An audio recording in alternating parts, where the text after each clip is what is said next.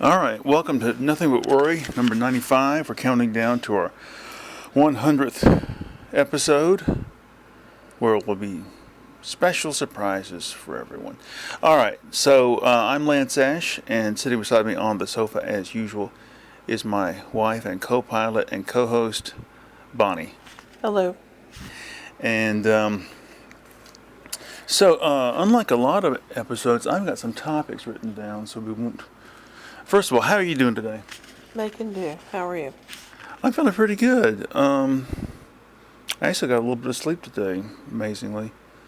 Um, you know, I got to have some better way of getting salt into me because I had some sour cream and cheddar potato chips when we got home from running our errands today.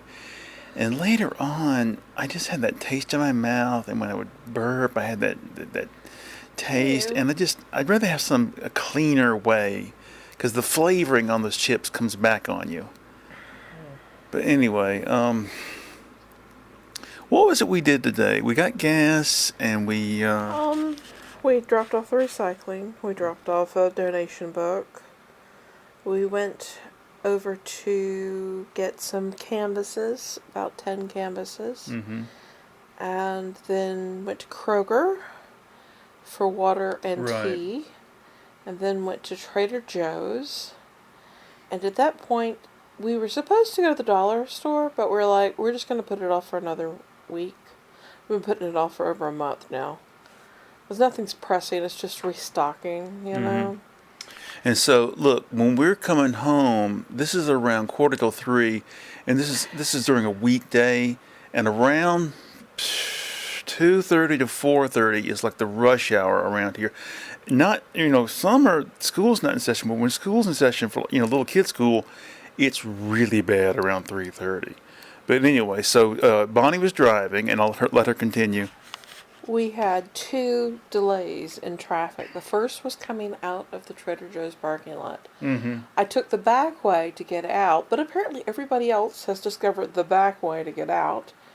And so we sat there for 4 or 5 minutes just trying to get out of the parking lot to access the main road. And then we get onto the perimeter, and I'm like, you want to just take the back road home? No. I said, we can still stop by Dollar Tree and stop by College Station.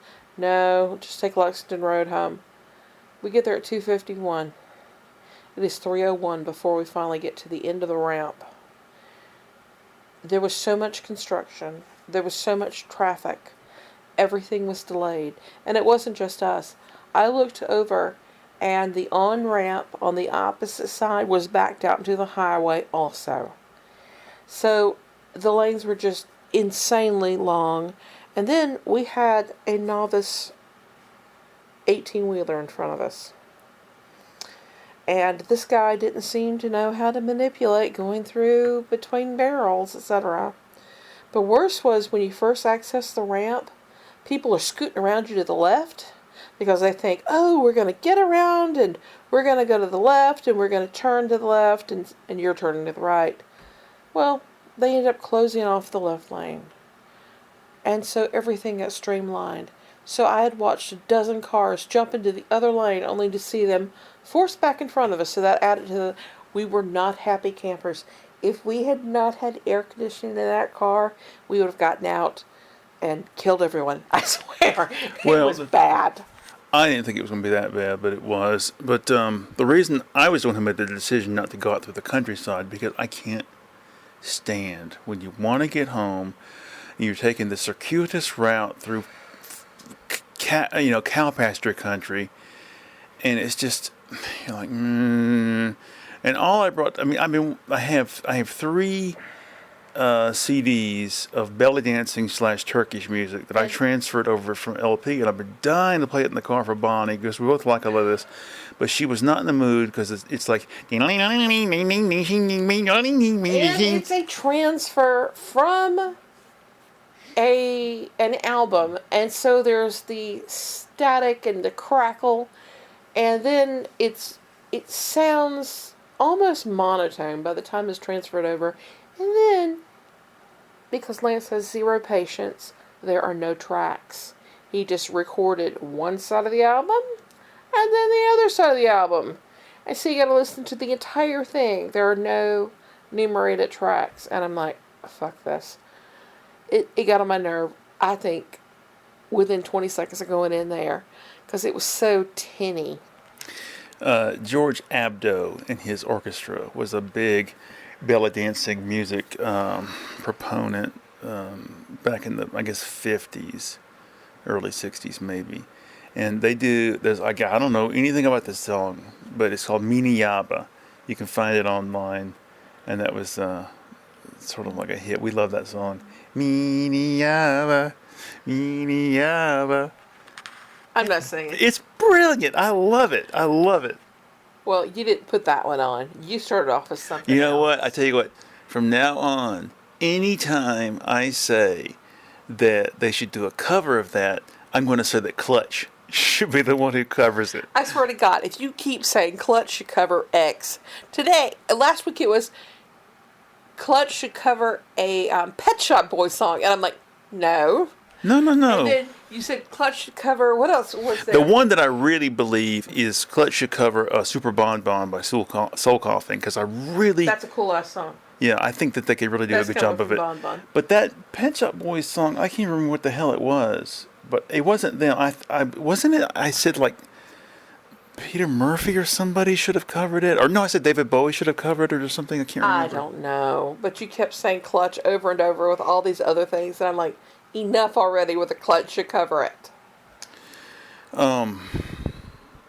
You had a day off this week. Yeah, I had Juneteenth off because I'm the senior person in my little category of laborer. But, yeah, by the way, the union sends out a little newsletter, a quarterly newsletter, and it's entitled "The Laborer." Yeah, we know what you are. That just like you get a magazine in the mail. It's called Surf. So apparently we've got this ultra right wing white nationalist conservative. I think his name is Collins. Doug Collins or something for the 10th District, Congressional District. He is too chicken shipped to hold an in-person town hall meeting. And in one of the meetings, it was recorded him saying that federal employees are lazy and worthless. And I thought, you guys ought to invite that son of a bitch to come work with you for a night. And here he is, Mr. I own a trucking company, I'm a man of the people bullshit. Which is not true. His daddy was a politician also. Anyway, I think you guys ought to invite that son of a bitch to come up there and move some fucking mail with you guys. Because you're up there unloading the trucks without forklifts. Yeah. Yeah, when are you going to get a forklift? Well, I asked Mitch what he knew about that, and he said the plant manager basically told him it's never going to happen. Time for the union to step in and say, I don't care what you say, we need a forklift. I mean, you guys are breaking your backs over this. Yeah. What'd you do on your night off? I painted, I drew, I started work on a new song, which is a really good one, by the way. And played guitar. I didn't play the guitar so much. My left wrist is really screwed up. All right, I'm going to get to some topics here. Okay. I checked out a book from the library, a children's book called Suppose You Met a Witch, illustrated by Ed Emberley. And Bonnie and I were looking at it, and I just think the illustrations are just fantastic. Ed Emberley is somebody I like because he's got one of these books for kids. It's like how to draw monsters and other things. And we got that for the kids when they were little, and we've since gotten rid of it. But one of my favorites was Ed Emberley's Bigfoot. It's this smiling Bigfoot creature with big eyes and stuff. And so I like his approach to drawing, that it should be fun and the kids should draw things that they really enjoy. But this was a lot different. We still have, I know what you're talking about, we still have one of those. It's how to draw animals, because I remember there's a How to Run an Elephant and a Lion, and I used to get those when I was a kid, and I did a lot of early comic strips when I was about fifth grade or so, using those little stick figure things that he showed you how to do. So that's one topic. Anyway, it's a great book. I was sitting at my desk. I have some CDs on my desk, and do you remember when I got this CD?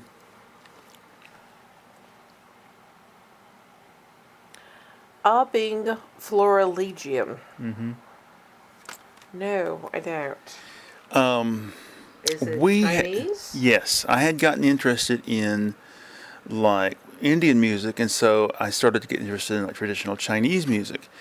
And I ordered this CD from Amazon because other people were saying, "Oh, this is a good example of Chinese music." It's called "Rain Dropping on the Banana Tree" or something, and it's just not very good. And not long after that, we were up at the Goodwill on the other side of 85 from Gwinnett Place Mall, and I walked in and they had this for like $2. And we got it in the car, and it's absolutely fantastic. It's traditional Chinese music, anyway, it's really good. So next, that library sticker I have on my car is peeling off. Take it off. So once I get it off, I need to scrape all the leftover adhesive off as well. If you're willing, you can take the orange electric cord. Mm-hmm. And attach the hairdryer to it, and it will peel off very easily. Okay. So I called my mother a little after 7 o'clock her time. So how cognizant was she? She sounded good, but once you started talking to her, there were some missing pieces. There was something key at the end there that she was I'll missing. get to that in a second. But she goes, "How are you?" I said, "I'm fine." I said, "You sound really good." What? You sound really good. What? You sound really good. I smell really good. No, sound. Oh, do I sound really good? Okay, yeah. Well, you did until this part of the conversation. And then she said, "But there's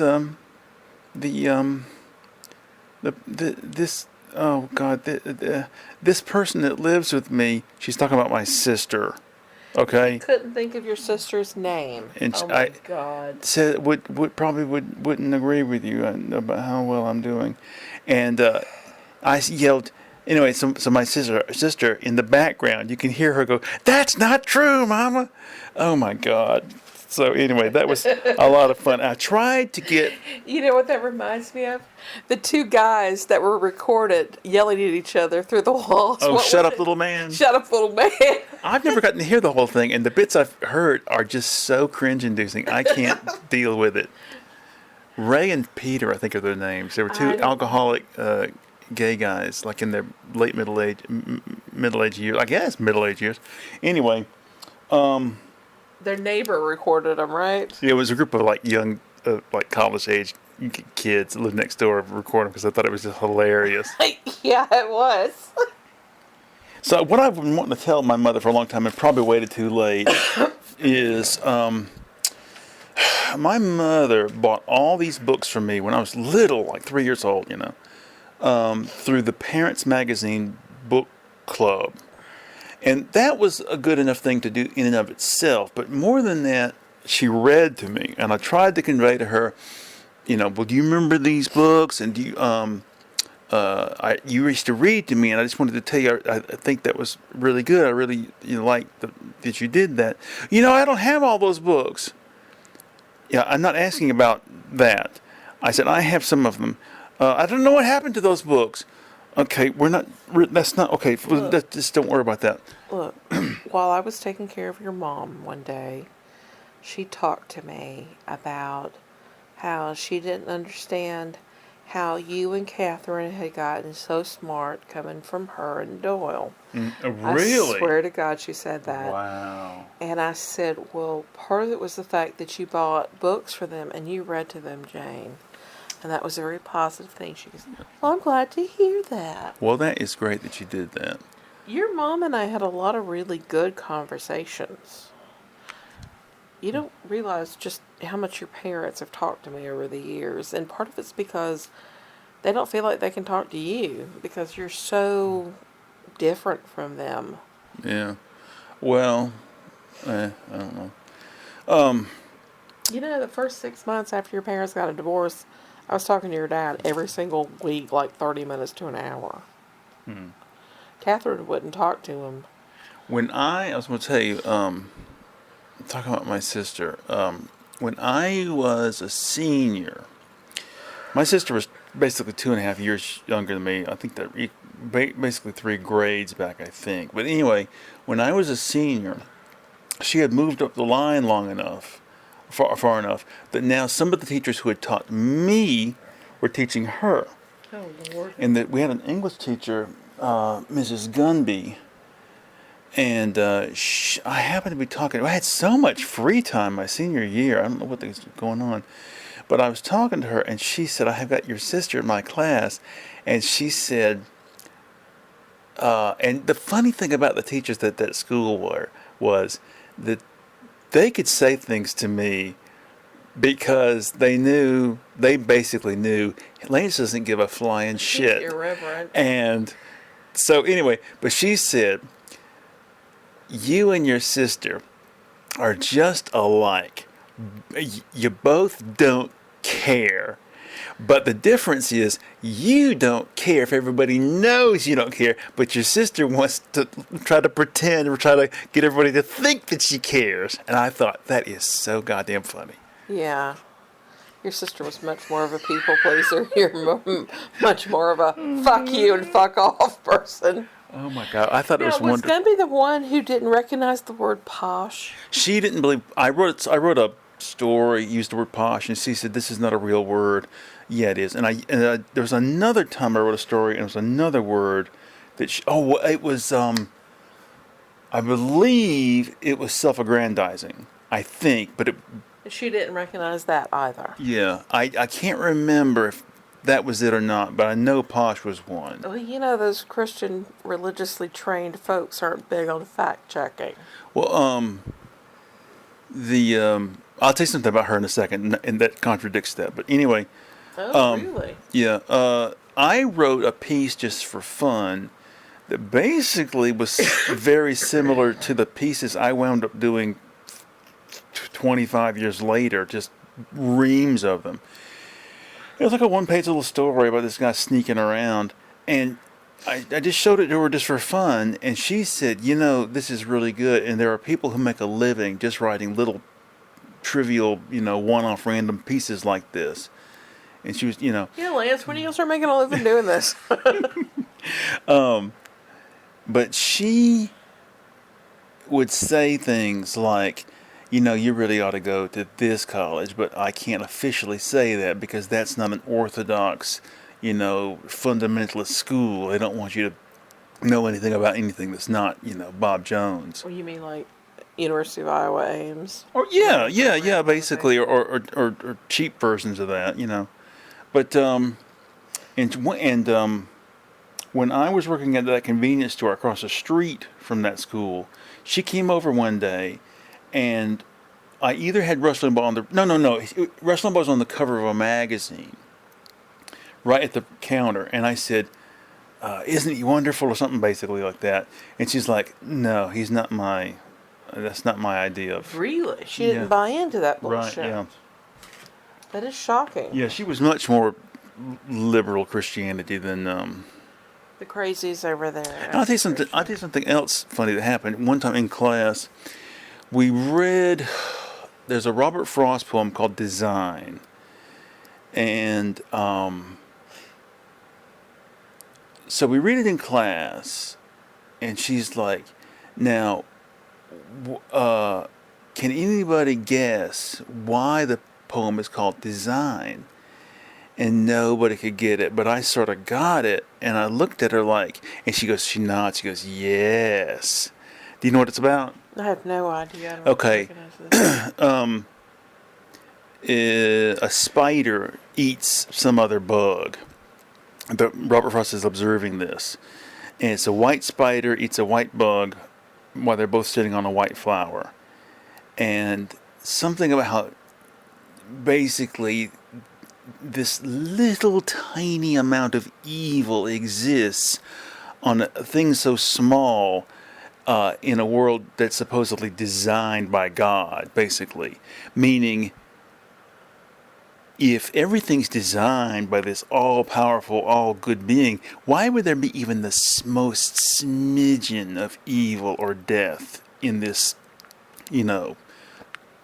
supposedly divinely ordained system, But it's just an animal doing an animal But the thing. way, but the poet is questioning whether Christianity is really true, if there's really a God, and if there is such a thing, is it really all it's cracked up to be? And Mrs. Gumby, she couldn't say out loud all of this in class, but she was like, "Does anybody get this? And she looked at me like, "Yes, you get it too, don't you?" Even though I didn't really cotton on to the whole ramifications I'll of have it. to read this. Yeah, it's a very short poem. Okay. But anyway, what else we got here on the topic list? The last thing I have here is I was listening to just now in my studio a soundtrack. I used to work with this guy named Randy, and he was into stealing music off the web long time before I ever did anything like that. And he would make CDs from the stuff that he downloaded.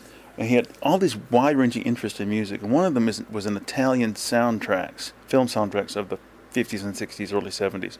He was really big into certain soundtrack composers. And one of them was Piero Piccioni. And Randy made a CD for me of the soundtrack of this movie called Colpo Vivente. And I was listening to it right just now, and it's really damn good. And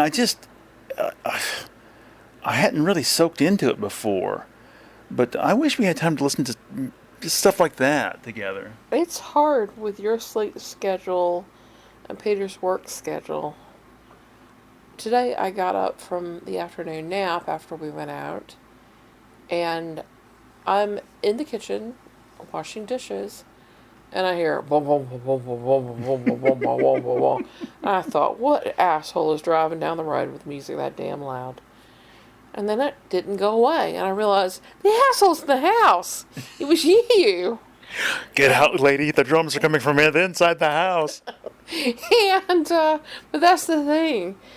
The house is laid out. It's a very open plan. It's like a Z almost, where the living areas zigzag through and they're very open. But when you do something in one space, you can hear it in the other. Mm-hmm. And there's literally one wall between you and your studio and me, where I was in the kitchen, even though there's rooms between us. And so it's hard for us to listen to anything at a regular level. What were you listening to? Because it sounded like just a beat. No, it was a drum track I had made on one of the online drum machines, so I could play to something without having to revert. I'm trying to cut back on my use of shit on YouTube, consumption of YouTube videos, and I usually play to just somebody's backing track that they've made at their house. And I'm getting kind of tired of it. And so I decided, well, I'll create a drum track and I'll come up with something to play to it. And I hadn't been playing but 30 seconds when she comes roaring back there. She goes, "That is too loud." That is much too loud. Yeah, it was ridiculous because I was washing dishes, water going, and I'm like, what the fuck? You didn't even realize I was awake at that point and you were playing it that loudly. Right, yeah, you'd been asleep.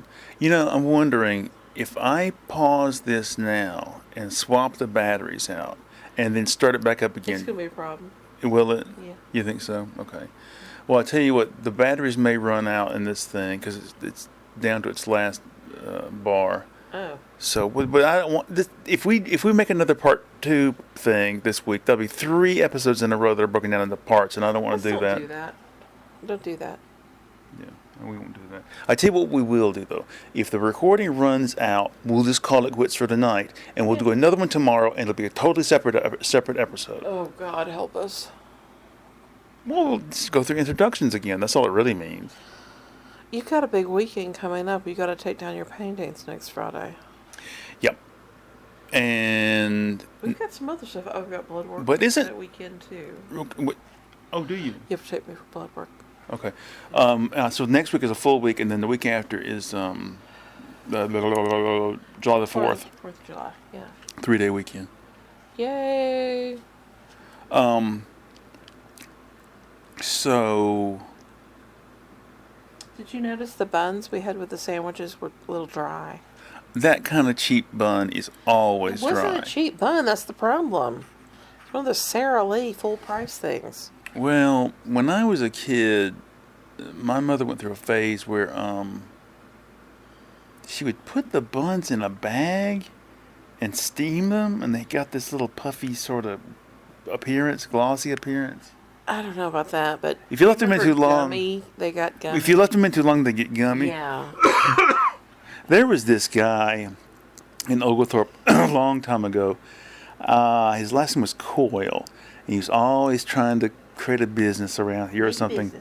And he started a restaurant called Top of the Hill down on 78 going towards Yeah. Crawford. I know where that was. And it was a little restaurant, and my mother took me in there one day. We were going to try out something new in the local area. And I got a hot dog, and the inside of the bun had turned into this wet dough, and I almost puked in the middle of the damn place. How old were you? Oh, maybe 11, 12, something like that. That happened to me. Maybe even 13. At Pepino's ages ago. I went in and got one of their sandwiches. Mm-hmm. I think it was the parm. And I got it and I took it back to where I was working because I'd been running errands for the business.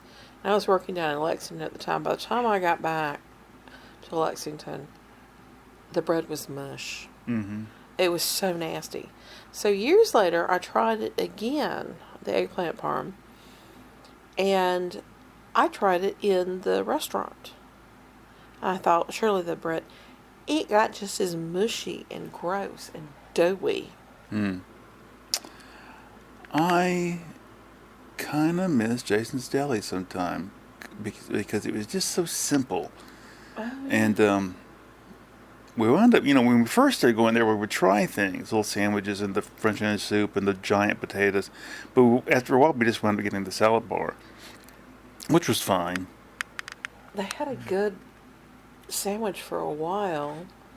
It was a panini with mozzarella, tomatoes, basil on it. Do you remember when that whole shopping center was basically Sears, that building behind there? Vaguely. I was thinking about it. And you would go downstairs to visit Santa. That's right. They had the giant toy box. It was downstairs. But upstairs, didn't they have a candy counter or something? Yes, and I had forgotten about that till just today. I was thinking about places. Yeah, and it had, just like at Rose's up the road here, I think, they had these glass globe lights, one for each letter in the word candy, spell out candy, in this old 50s font, Candy. And they would have, this is how old-fashioned Bonnie and I are. I mean, not old-fashioned, but old we are. Old.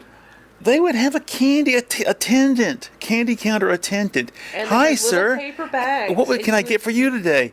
I'll have 5 cents worth of this and 10 cents worth of that, or I'll have a quarter pound of, yeah, right. A mixed thing. And that's all gone. We also remember, and I miss the Italian candies they had in the Brox.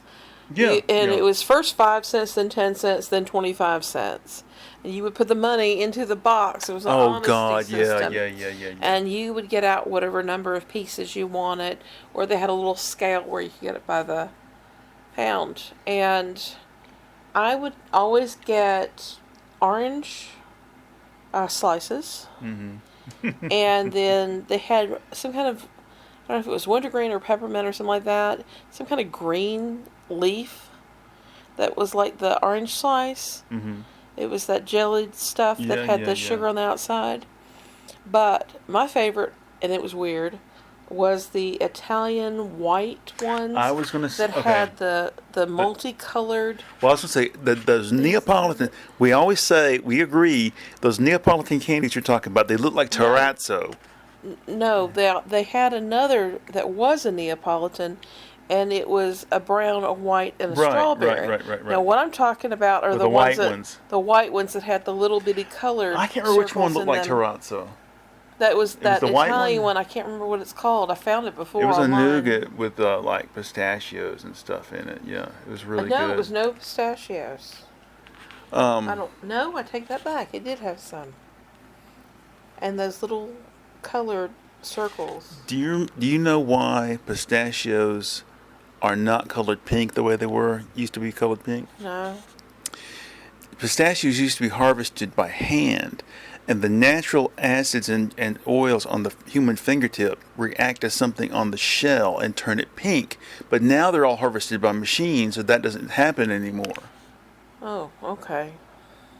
Because I remember years ago when Mitch and I were living together, we had, I must have been a pound bag of pistachios, and we stayed up late eating all of them and got violently sick. It just something had. It was just a reaction. It was just, oh God. I really liked eating pistachios when I'd go on trips because you'd get them in a bag, Uh-huh. and they would have. Back in the day, they used to have them just in the shells, so I would suck on it and get all the salt off of it, and finally crack it open, Mm-hmm. and then eat the meat. Well, by the way, I found my card, Oh, you did. You were looking for that earlier. and the funny thing is, I thought, okay, call it quits. It's gone. Go get a brand new card and just start over. And I thought this will trick the card into showing up, and sure enough, it did. Trick to the card. Now we're yes. So I opened the little book one more time. It wasn't in the back where it's supposed to go. It was upside down in the front. So I had put it in the little book upside down. Ass backwards. Uh-huh. Right. So anyway, this will give us something else to go over for a second here. Let me Oh, get my okay. glasses on. All right, Poke your eye out doing that. we still have. Oh no, this is number 94. This isn't number 95. I got it written down on the card here. Okay. Anyway, So you labeled this the wrong number when you started. at the beginning, Have but to go back and do it. it all won't be over again? labeled. It won't be labeled incorrectly. Okay, on all right. Anyway, so you have left on the chore list is you still have to give me my shot, Oh shit. and for some reason I'm in the mood to listen to Rush's album Power Windows, so I got that out today. Okay. That was the one that was the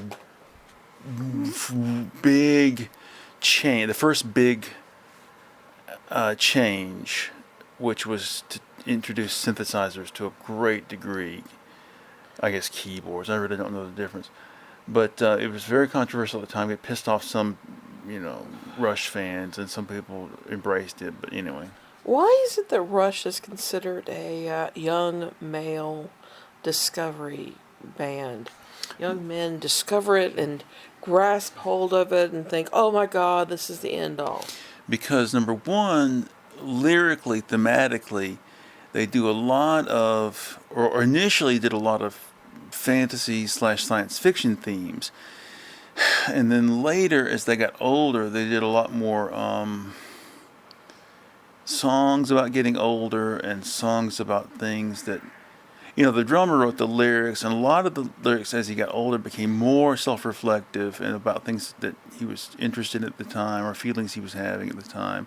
But they also had the songs like Subdivisions, which is about basically about number one, teenage angst, and about how you may be a gifted or artistic teenager, but if you're stuck out in the middle of nowhere, you have no opportunities to, feed that aesthetic need, intellectual need. This week I was reading about the angry young men movement in Britain, and you've got a lot of middle of the 1900s on men who were they were writing plays and books and stories. Specifically post-war, Yeah, about everyday life. There was also a complementary movement of painters called the kitchen sink painters that, well, they painted kitchen sinks, toilets, etc., just everyday objects in their everyday Is that what that settings. was about? Because Yeah. I kind of assumed it was like kitchen sink theater of the time, which was like instead of some grand themes, we're just going to have plays or movies about just the regular person's regular life. It's slice of life type things. I'm just wondering, the man in the gray flannel suit, do you remember that? That was about corporate conformity. And a guy gets back from World War II, Hmm. and he's getting. I'm just wondering if there was kind of a counter movement here in the. A complementary movement, rather, here in the U.S. to that. You But I would. mean in our theater and film? Yeah. I really don't know. Uh, But to answer the second part of what you're asking about Rush and young people, young men, um, it's because the music has complexity. It's prog rock, but at the same time, there's an emphasis on the rock and a lot of instrumental dynamics. Because the drummer was just a genius drummer, and Peter just automatically gravitated towards it. When he and I would listen to oldies music in the car, every time Rush came on, he would like, "Oh my God, what's this? I'm going to write this down. I'm going to go find out." And I'm like, really, "Your that's father's cool. got these, you know. You just go and ask him for the albums."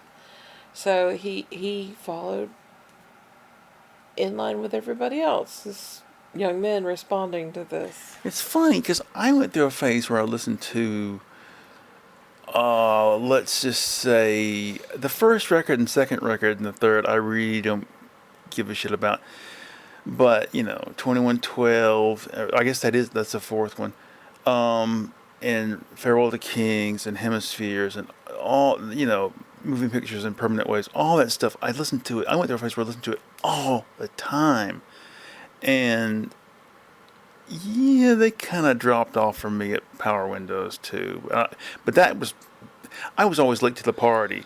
That came out right when I was getting into the older stuff. I knew nothing about the band, because all the other kids, they were raised on it, or they had older brothers who introduced them to this stuff. You know, when I was reading about the Angry Young Men movement of literature in Britain, I thought that now would be a really good time for a revival or a replay of it here in the American theater, because there are so many angry young men here in America. Oh yeah. But it would just seem to feed into the whole hate on the manosphere. And I'm not quite sure a lot of those folks harboring and their hatred and feeding into it would really be willing to go to a theater, I because was they going would to view say it as too soft for and too feminine. I was going to say for contemporary America, you should change the name to the Angry Undateable Men, because that's The thing is they're making themselves undateable. I mean, how many people do we know that are just ordinary blokes that just are maybe slobs or they're balding or whatever, but it's their personality that draws people in, that makes them dateable, fuckable.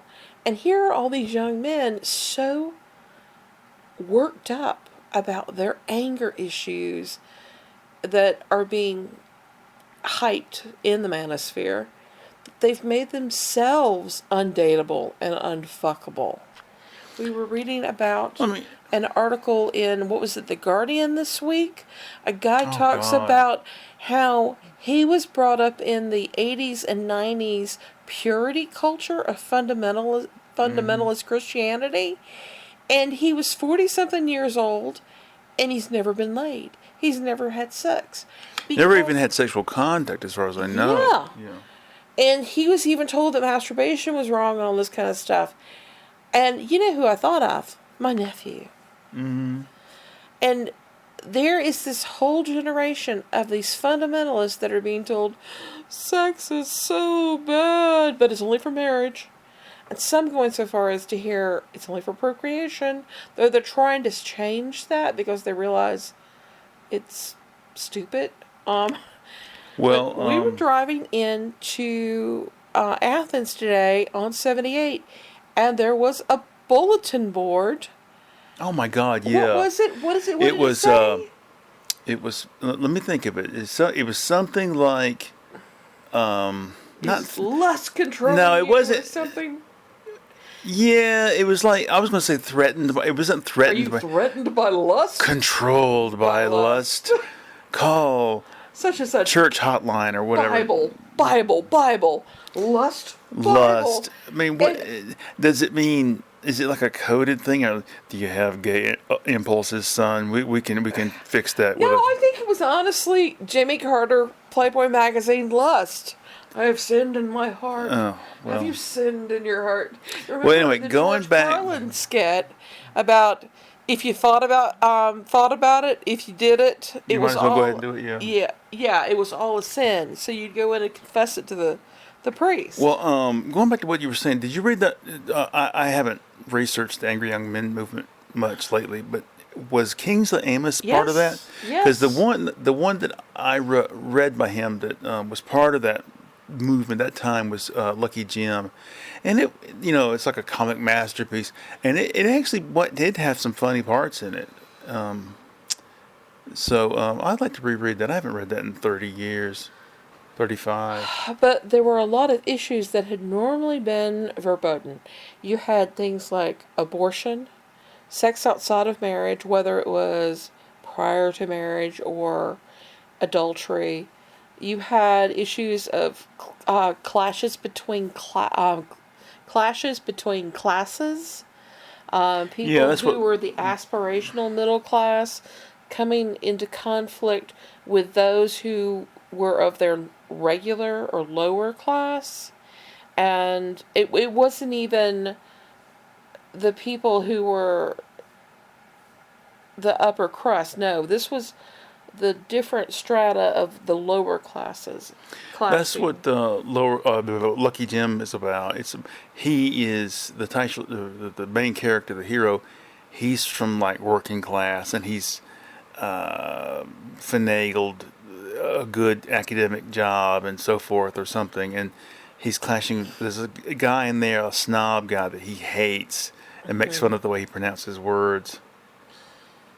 The idea of the jobs, the search for the jobs, getting into the right job, a lot of just the demands of keeping up with the Joneses and trying to fit in and meet up to expectations and failing to meet up to expectations. And I think that's why I thought of the angry young men of America today that are part of the manosphere.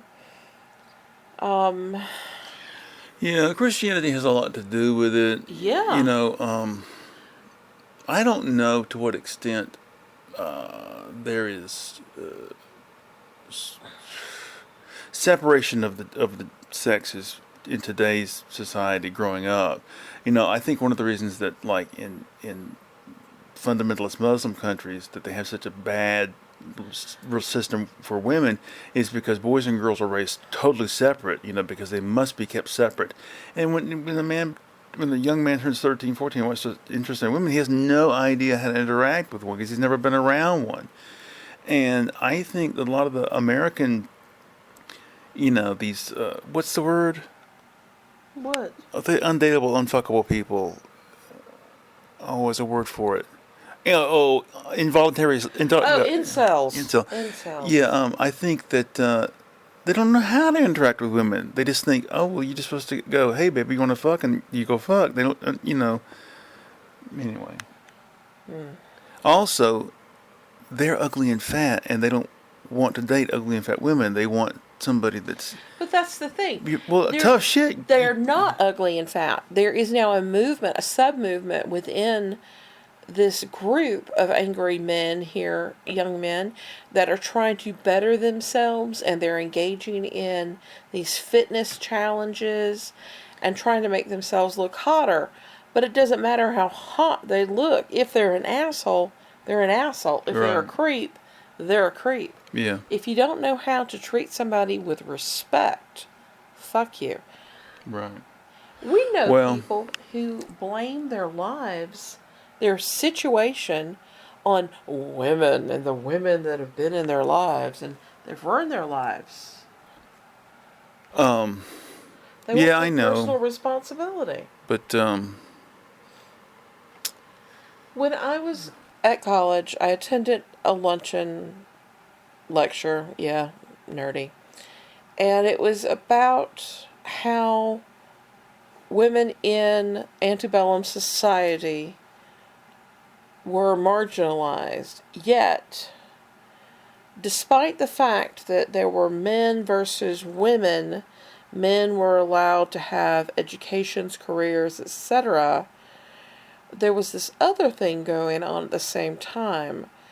And they were specifically dealing with the slavery issues, how women in the home that where the home had slaves would pick up the whip and would discipline the slaves because they had no power in and of themselves in their position.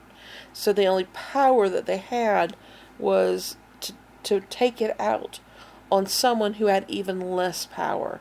And I think that power struggle is a lot of what's at the root of the male female conflict in our culture. You've got men who are looking at people like Elon who are impregnating all these women. They're getting all this money and they have these followers and stuff, and they think, oh, I want this kind of life, I want that kind of position, and they don't really have any power well, in what you and were of saying. themselves and where they're at in a job. Well, what you were saying And about so the. they want to rule the roost when it comes to their home. Well, yeah, but see, also there's the idea that if I see a woman getting power, that means there's less power available for me. Yeah. It's like they think it's like there's like a finite amount of Yeah. so-called power, in whatever realm that might be. Oh me, I'm gonna have to make some more tea. I need to stay awake, get some work done. I just finished a painting, and I've got to put it, manipulate the photo online. I mean, on the program, and I'm going to go ahead and warn you, Megan's going to be spending the rest of the weekend with us starting tomorrow. well, she's gonna spend the night. I don't know about that, but But I think she was. Okay. They're gonna go. Supposedly, they're gonna go see my show of paintings tomorrow. we'll see. But yeah. Once again, What? the art market has failed me. Nobody's. Zero response, No, zero emails, zero inquiries. We couldn't even get anything from multi-talented, multi-faceted artist on the announcements. So, anyway, let me see how long we've been recording. Too long. Call it quits, people. You're boring us. No, we haven't gone long enough. We still got a little bit of leeway here. There was something else maybe we should talk about. I can't remember. Well, I wrote a couple of articles this week bringing out the bullshit, hypocrisy of the Israelis bombing Iran. They're saying, oh, yet again, Iran is months or years, just a short time away from having nuclear weapons. They've been saying this for the last 2 decades, Mm-hmm. And David French in the New York Times wrote something about how Iran will use nuclear powers to bully people in the region. And I thought, you fucking moron. You're missing the whole fact that Israel is doing that. They have 60, 80, 90 nukes in their arsenal. They're the only nuclear power in the Middle East. And they use it to bully people. That's what they've been doing, because they know that people dare not, attack them as a nation. They have to do these little bitty terrorist campaigning. So what happens? Israel runs roughshod and has genocide of the Palestinian people in tune of 40,000 in the current campaign. They've murdered these people. Women, children, bombed hospitals. Yeah. Well, on that happy note, Woohoo. I guess we will call it quits. We might record again tomorrow. I don't know. Depends on how we I just feel. want to veg out. That's fine. We had an idea we were going to watch a movie together. I was like, Oh, yeah. we should watch a movie together. That's a good idea. Okay, listen, I've got an idea. This is our emails back and forth to each other. Let's watch something that we wouldn't normally watch. Let's watch like a modern day Oscar winner. I'm gonna send you a list.